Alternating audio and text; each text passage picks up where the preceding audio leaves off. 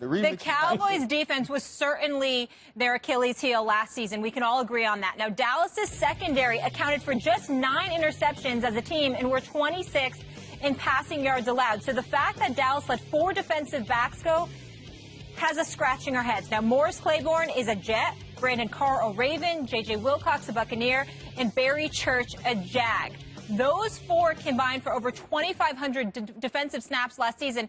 Stephen A., what do these changes say about your team? Well, it says a couple of things. Number one, it says that evidently being a Cowboy ain't that great, contrary to what the Dallas Cowboys would try to display and convey and disseminate to the masses. That may not necessarily be the case. Dudes are looking to get paid. Dudes are looking to be appreciated more. Dudes are looking to build their brand instead of that of Jerry Jones and the Dallas Cowboy brand. It says that. Number two, it also says probably Dallas Cowboys ain't going 13-3 again. Let's call that a day. Number 3, it also says there's questions as to what they're going to do in the NFC East.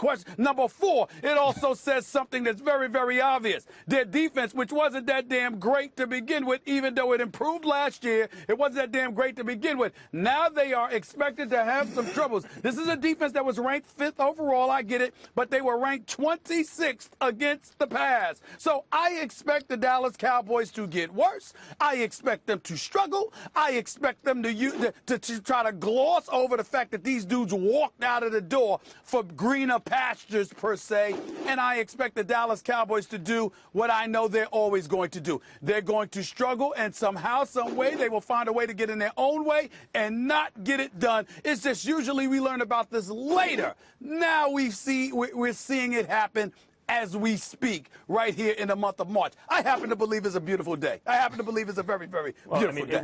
What it says is the Dallas Cowboys know what we all know, that their defense isn't very good, particularly that they were dissatisfied with the performance of their defensive backfield. And so they think they're going to upgrade somehow. But the timing, to me, is curious. Sure, you still have the draft coming up, but the best corners, Gilmore, Butler, they're gone already. They've been messing around with Romo and that whole situation, and so they're at the moment on the hook for that money. Instead of having cleared that somehow, come to some arrangement, they don't have that money to spend, and not only that, the premier corners are gone. So maybe they're trying to improve in their defensive backfield, but at this point, given what they have to spend, what's on the market, boy, they better hit in the draft. Because it's possible, though hard to imagine, they could even get worse there, Ryan.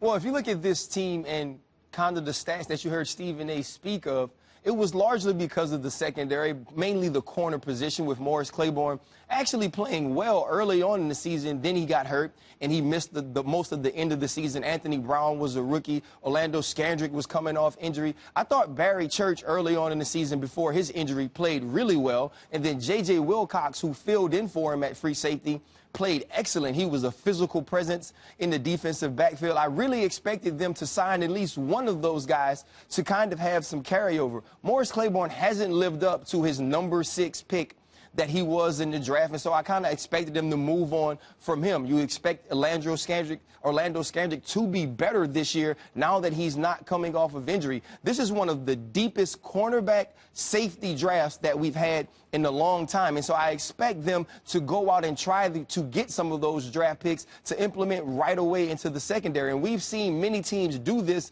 recently, whether you look at Vernon Hargrave starting in Tampa Bay last year, Jalen Ramsey starting in Jacksonville. So we've seen young guys come in, play, and take a lot of snaps.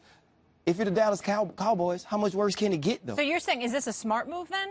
It's Get rid of these guys listen, and potentially get young guys? I think Barry Church and J.J. Wilcox, it would have been smart to keep one of those guys because they actually did play well. They actually did provide leadership. When you look at Brandon Carr, you look at Morris Claiborne, those guys haven't played up to the type of deals they were requesting, to the type of expectations that will be placed on them, first of all, because of the experience, secondly, because of the money that they will want. And so moving on for them, I think, is a smart idea. You're not a team that goes out and tries to play man-to-man constantly under defensive coordinator Rob Marinelli. So for me, it's not necessarily a terrible thing, but it's what you do from here moving forward. Will you be that accident waiting to happen like Stephen A. always says, or will you make the right decisions in replacing these people? Furthermore, of course you want a good defense, Stephen A. Of course you want your defense to get better, not worse, and their defense was bad last year. But the whole point of the Cowboys is their offense is designed to mitigate the damage that the defense does or doesn't prevent because it's ball control. Big, excellent offensive line, great running back, smart quarterback. That keeps the offense on the field and the defense off of it. They won 13 games last year and gave away some games at the end of the season, in spite of that defense.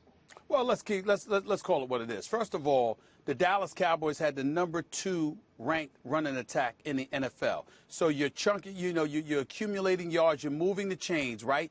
As a result, in most instances, if I recall correctly, Ryan, the Dallas Cowboys were very adroit at being the first to score for a vast majority of the season. So people always found themselves playing in a hole. This is why the same Dallas Cowboys defense that we're talking about, that ranked 5th overall, they also ranked #1 against the rush. Why? Because people weren't trying to run the football on them, but so much they were trying to throw the ball all day long because they were usually playing from behind because of how potent Dallas's offense was. That could be somewhat deceptive in terms of the statistic being ranked 26. If somebody's throwing the football against you all day and accumulating 4,100 plus yards passing against you, they're putting forth a lot of attempts as well. Why? Because they're playing from behind. So it's not necessarily just about the secondary. It is about a suspect pass rush at times that you can't. I mean, if you're giving quarterbacks all day to stand back, take pictures, call their girlfriends or their wives, can I get some dinner? Let's make plans for the evening while you're standing in the pocket before throwing a damn pass. Of course it's going to be a problem for the secondary. But we gloss over that because it's always an excuse when it comes to these damn Cowboys. There's always an excuse. There's always an explanation for their ineptitude. There's got to be a reason. I mean, it's